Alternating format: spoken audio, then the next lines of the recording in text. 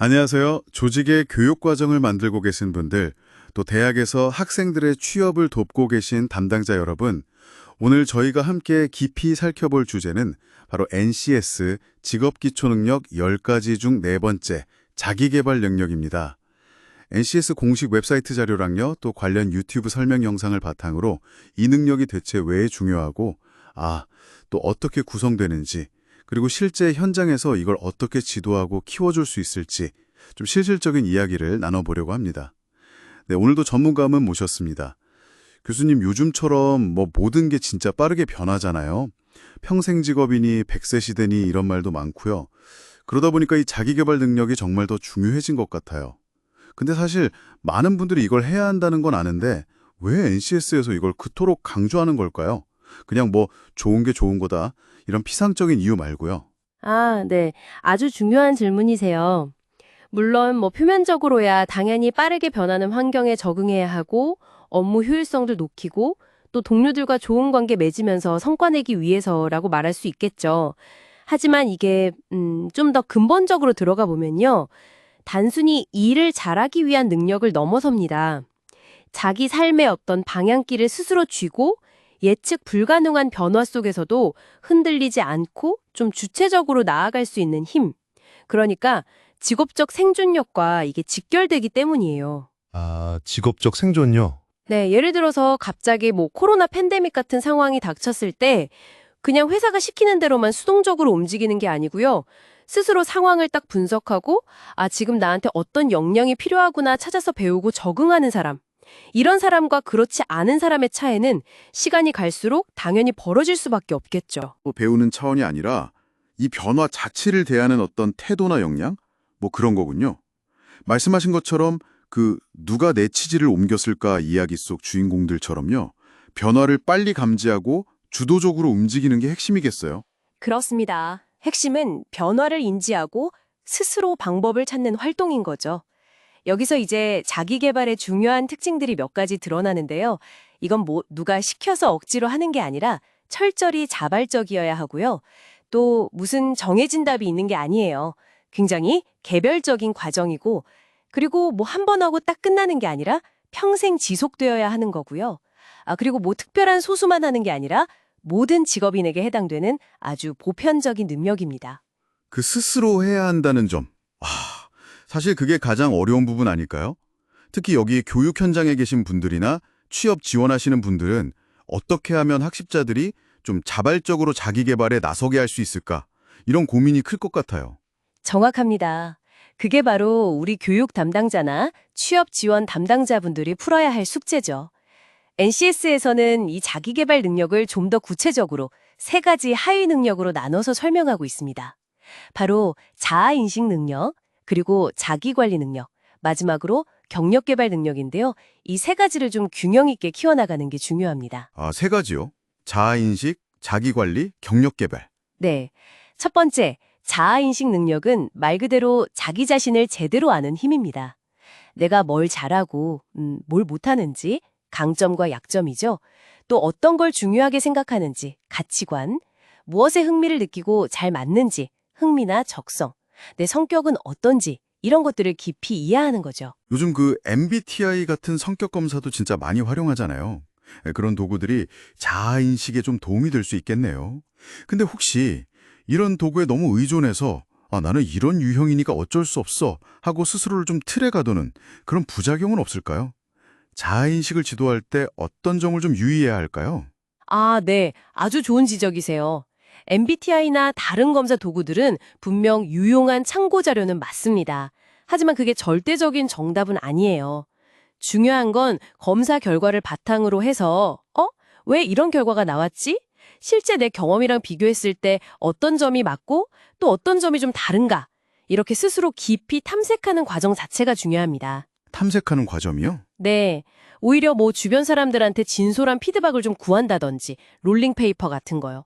아니면 워크넷이나 커리어넷 같은 좀 공신력 있는 기관에서 제공하는 직업심리검사 결과를 종합적으로 활용하면서 자신을 좀 입체적으로 이해하려는 노력이 필요해요.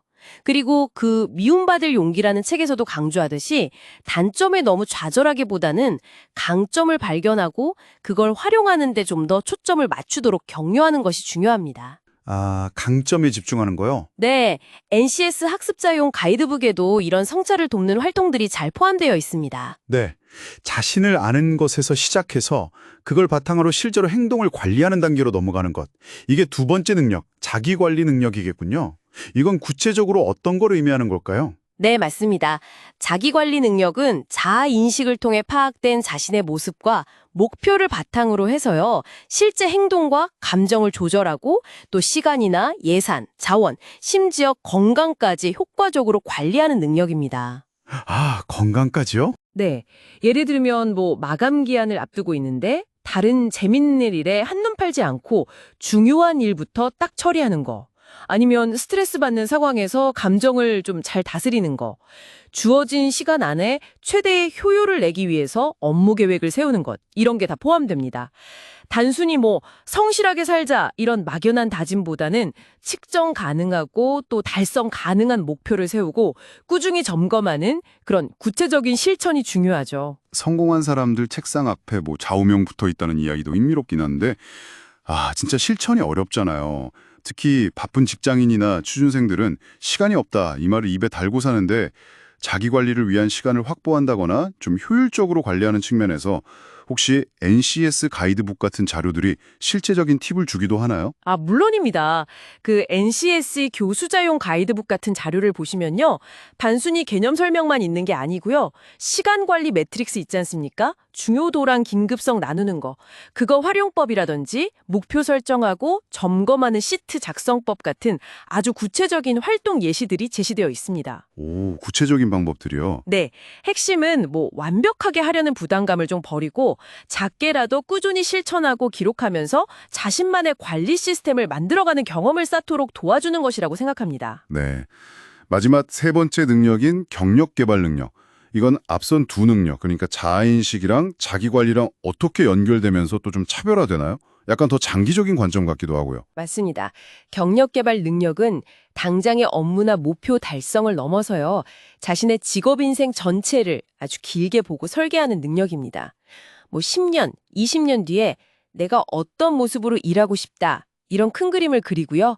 그 목표를 이루기 위해서 지금 당장 어떤 경험과 역량이 필요하며 또 어떤 사람들과 관계를 맺어야 할지를 계획하고 실행하는 거죠. 아, 단순히 회사에서 시키는 대로 하는 게 아니라요? 네, 여기서 중요한 건 그냥 회사에서 정해준 길만 따라가는 게 아니라 자신만의 강점과 가치를 기반으로 해서 개인 브랜드를 만들어가는 관점입니다. 그 스티븐 코비가 신뢰의 속도에서 말했듯이 이런 신뢰와 전문성은 그냥 생기는 게 아니거든요. 꾸준한 경력 개발 과정을 통해서 쌓이는 것이죠. 듣고 보니 자아인식, 자기관리, 경력 개발 이 세 가지가 진짜 유기적으로 딱 연결되어 있네요. 그런데 이 모든 과정의 어떤 출발점이자 또 지속적인 동력이 되는 게 바로 성찰과 피드백인 것 같습니다. 유튜브 영상에서도 이 부분을 꽤 강조하던데요. 아, 핵심을 정확히 짚으셨어요. 성찰, 리플렉션이죠. 그리고 피드백. 이거 없이는 진정한 자기 개발이 어렵습니다. 그냥 앞만 보고 막 달리는 게 아니라 주기적으로 딱 멈춰서서 내가 지금 제대로 가고 있나? 뭘 배웠고 뭘 좀 개선해야 할까? 이렇게 되돌아보는 거죠. 되돌아보는 거예요. 네, 이게 습관이 되면요, 문제 해결 능력도 커지고 다른 사람들과의 신뢰도 훨씬 깊어집니다. 그런데 성찰이나 피드백이 중요하다고 말은 참 쉬운데 실제로 하려면 좀 막막할 때가 많아요. 특히 바쁜 와중에 언제, 어떻게 성찰해야 할지, 또 피드백은 어떻게 주고받아야 서로 상처받지 않고 성장의 밑거름으로 삼을 수 있을지.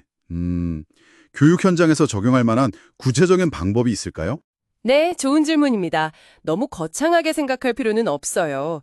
하루에 딱 5분이라도 좋습니다. 그날 했던 일, 느꼈던 감정, 이거 배웠다 싶은 점 등을 간단하게 그냥 메모하는 습관부터 시작할 수 있습니다. 아, 메모요? 네, 그리고 NCS 가이드북에 있는 그 학습 내용 확인하기 자료들도요, 이게 단순히 정답 찾기가 아니에요. 나라면 이 상황에서 어떻게 했을까?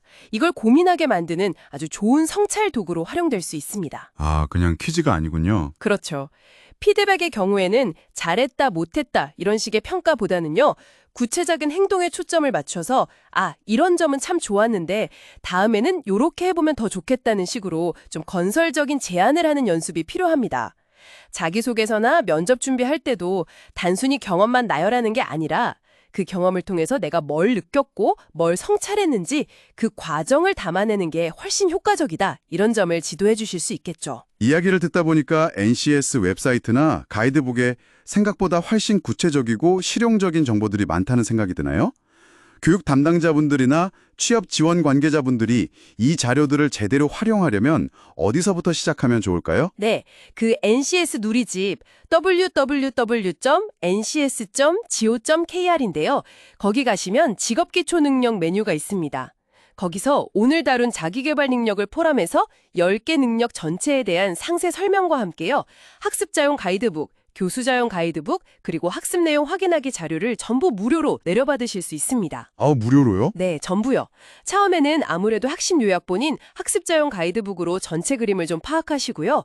실제 교육 설계나 좀 더 깊은 학습에는 교수자용 가이드북에 있는 지도 지침이나 다양한 활동 아이디어들 이런 걸 참고하시면 정말 큰 도움이 될 겁니다. 학습 전후에 활용할 수 있는 진단 체크리스트 같은 것도 있다고 하셨죠?